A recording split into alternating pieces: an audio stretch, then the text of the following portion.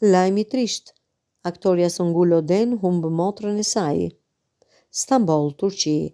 Arti dhe publiku turk janë në zi me një lajm të hidhur që vjen nga jeta private e aktores së dashur Songül Oden.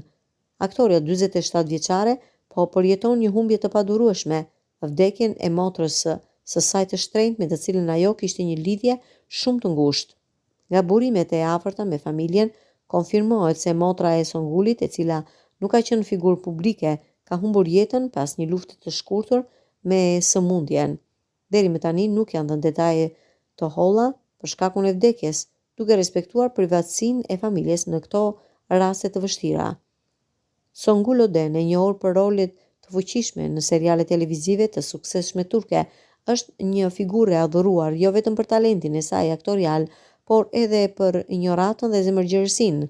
Lajmi i papritur i vdekjes së motrës së saj ka shkaktuar një val dhimbje dhe solidariteti në rrjetet sociale.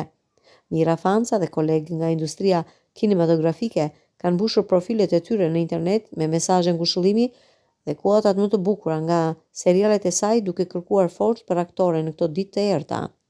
Zemra ime është thyer për ty, Songül, shkruan një fans. Ngushëllime të sinqerta për familjen.